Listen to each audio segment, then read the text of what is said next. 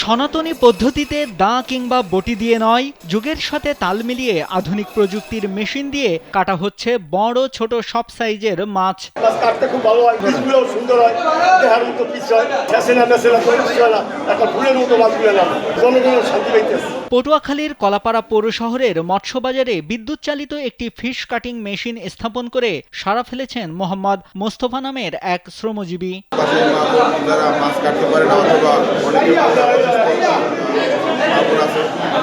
দীর্ঘদিন ধরে ওই বাজারেই মোস্তফা দা বটির সাহায্যে মানুষের কেনা মাছ কেটে টুকরো করে দিতেন। তবে তার পেশায় সহযোগী শারীরিকভাবে অসুস্থ ছেলের কথা চিন্তা করে 50,000 টাকা ঋণ নিয়ে এই মেশিনটি কেনেন মোস্তফা।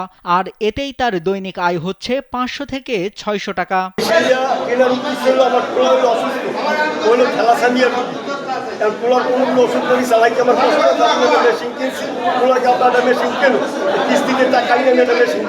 তবে এখনো তেমনভাবে মাছ কাটতে তার দোকানে আসছেন না মানুষ। যদি লোকমুখে পরিচিতি পায় তাহলে তার আয়ও বাড়বে বলে আশাবাদী মাছ কাটায় অভিজ্ঞ মোস্তফা।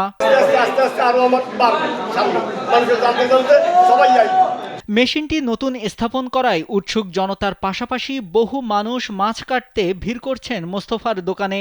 অত্যাধুনিক এই মেশিনে নির্ভুল আকারে চাহিদা অনুযায়ী মাছের পিস করতে পেরে খুশি ক্রেতারাও। এই মেশিনটা অনেক লাভ হয়, মাছ সুন্দরভাবে পিস হয়, সময় কম লাগে। সময়োপযোগী আধুনিক মেশিনটি স্থাপনে ইতিমধ্যে সাড়া ফেলেছে সর্বমহলে। অল্প সময়ে দ্রুত মাছের পিস করতে পেরে চাকরিজীবী মানুষেরাই বেশি খুশি। এই মেশিনটা আমাদের মাছ বাজারে হওয়ার কারণে আমরা খুব উপকৃত। তাড়াতাড়ি মাছ কুটিয়ে বাজার করে বাসায় যাওয়া যায়। কালের পরিবর্তনে আধুনিকতার ছোঁয়া উপভোগ করছে কলাপাড়ার মানুষ। আর অতি ব্যস্ত মানুষের সময় বাঁচাতে গুরুত্ব বহন করে ফিশ কাটিং মেশিন, এমনটাই মনে করেন মৎস্য কর্মকর্তা। দৈনন্দিন যে ব্যস্ততম জীবন, এই জীবনের যে সময়ের যে অপচয় সেটা কমিয়ে দিচ্ছে। আপনারা জানেন যে বর্তমান সময়ে আমাদের অনেকেই আছে যে স্বামী স্ত্রী দুইজনই চাকরি করেন।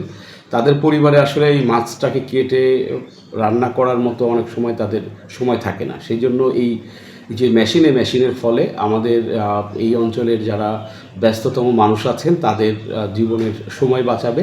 পরিবেশ বান্ধব আধুনিক যুগে ফিশ কাটিং মেশিন কলাপাড়াতে প্রথমবার স্থাপনে দারুণ খুশি স্থানীয় বাসিন্দারা।